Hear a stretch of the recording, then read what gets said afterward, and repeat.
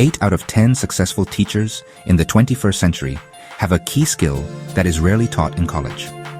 This very important skill, which isn't usually in their school lessons, makes a big difference in how teachers teach. What is this secret skill that turns a normal teacher into an amazing educator? Today, we're going to find out together. We're going to look at this key skill and the full plan that shows what makes education great in the 21st century. Being an amazing teacher is more than just sharing facts. It needs vision, the power to change, and leadership in teaching. Years of research show that teachers who truly make a difference have skills that go beyond what they learned in college. These skills are much more than old-fashioned methods, and are what truly drives change in education. These aren't just extra skills, they are vital skills that show a teacher's true impact. These skills decide if a teacher just gives information or if they truly change lives. Education has changed a lot in the last few decades. We're no longer preparing students for a world that's easy to predict and doesn't change. Simply remembering facts isn't enough to deal with today's problems. Now, we're preparing students for a future that is always changing and has tough problems. A world where knowing how to learn and solve problems is a must. This new reality needs teachers who can invent new things, guide, and always adapt. Teachers with skills that many programs haven't fully included yet, but are super important for education today and tomorrow. The first key skill is the inquiry architect. This means creating learning experiences that spark curiosity and encourage deep thinking instead of just soaking up facts. In more traditional teaching, students are given facts and asked to memorize them and then tested to see if they remembered them. Inquiry-based teaching flips this process. An inquiry architect starts with questions that get kids curious, not with answers.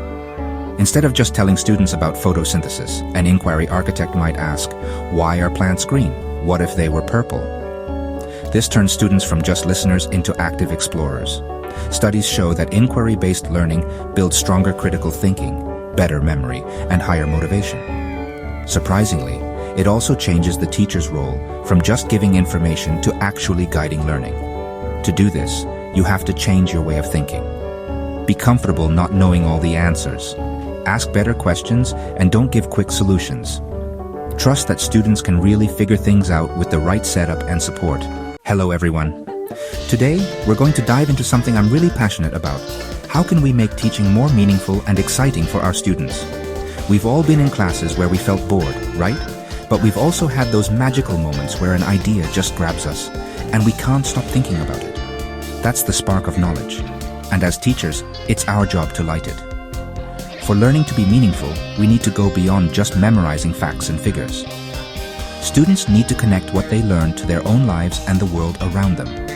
How do we do this? With projects, conversations, experiments, and activities that make them think, create, and solve problems. Curiosity is what drives knowledge.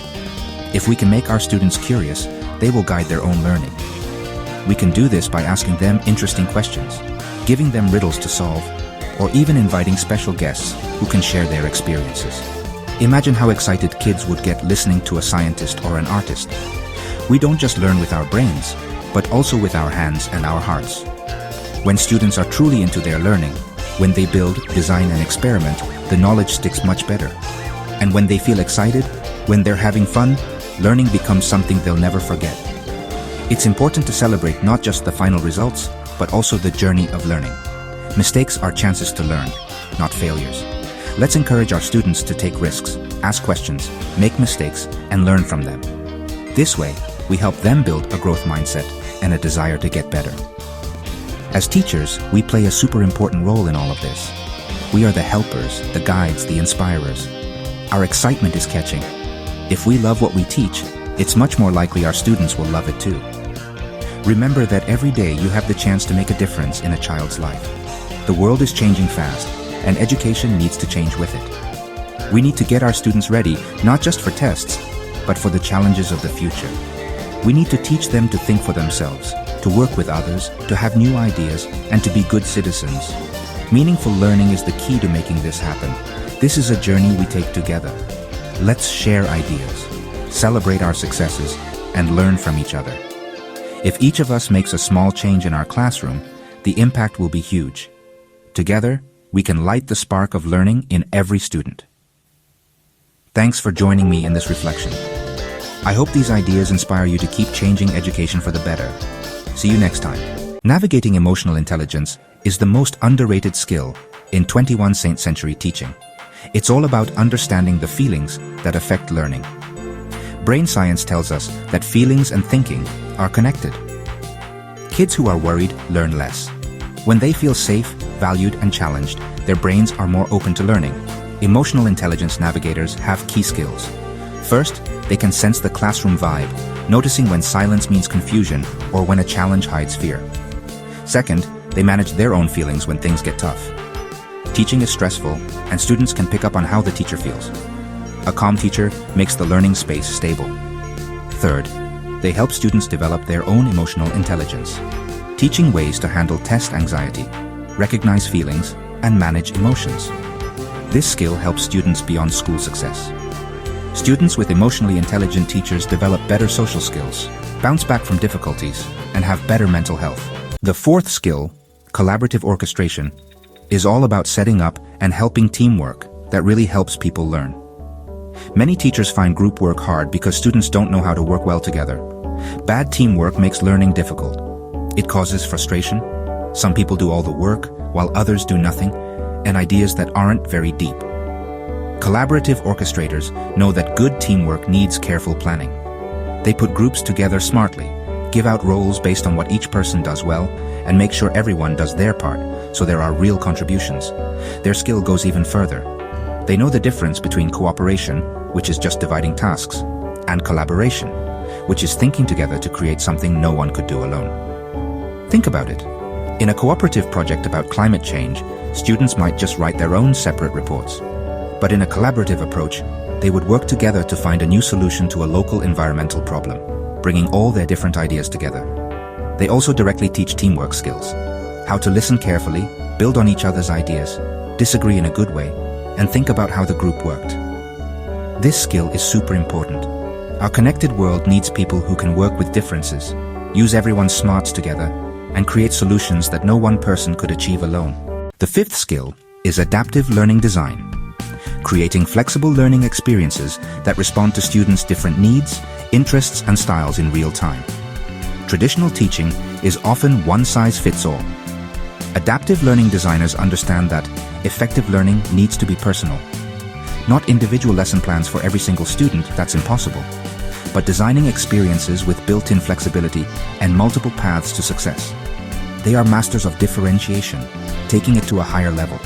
They change the content, how students learn, and what they produce, based on what students are ready for, what they're interested in, and how they prefer to learn. For example, when teaching about ecosystems, an adaptive learning designer offers several ways for students to show they understand. Detailed scientific diagrams, creative stories from an animal's perspective, or experiments testing how living things relate to each other. This skill also means being able to react right away. They're constantly checking if students understand and adjusting how they're teaching. If they notice confusion, they might change their explanations, give more examples, or pause for clarifying questions. The research supporting adaptive learning is strong. Students do better when teaching fits their needs, and they feel more confident and motivated when they can show what they've learned in ways that match their strengths. The sixth skill is metacognitive coaching, helping students manage their own learning. Metacognition, or thinking about your own thinking, is one of the most important things for school success. Students who understand how they learn, check if they're getting it, and change their method when they hit a snag, always do better than others. The metacognitive coach doesn't just teach stuff, they make the learning process clear and easy to understand. They help students tell the difference between feeling confident and truly knowing the material. They teach ways to check your own work and handle your own learning journey. For example, a metacognitive coach might teach students to pause while reading and ask themselves, what did I learn? How does this connect to what I already know? What questions do I still have? These simple habits greatly improve understanding and memory. This skill also means helping students grow a growth mindset, which is understanding that skills are built with effort and good strategies. The metacognitive coach helps students see mistakes as chances to learn and challenges as chances to grow. And perhaps most importantly, they slowly hand over the responsibility for learning to the students. They guide this process carefully, giving support but always encouraging independence and confidence. The eighth and most important skill is being a continuous learner. This means staying curious, asking for feedback, and making your teaching better based on what you learn and think. Good teachers look at their own learning with the same curiosity and care they expect from their students. Teaching is a complex job that requires you to keep learning throughout your whole career. Continuous learners actively look for feedback from different places, like students, other teachers, school leaders, and parents. They don't get upset. Instead, they see feedback as helpful information to get better. They look at research like smart thinkers, checking the information and using what they find in their own teaching. They can tell the difference between what's just a passing trend and practices that have been shown to work. Most importantly, continuous learners show the same learning behaviors they want to see in their students. They share their struggles and their wins. They show how to learn from mistakes and get truly excited about new ideas. This skill creates a powerful ripple effect. When students see teachers as learners, they start to love learning. The classroom becomes a community of learners, not a place where some know everything and others don't yet. How can a teacher develop all these skills? They are not separate skills, but interconnected skills that help each other grow.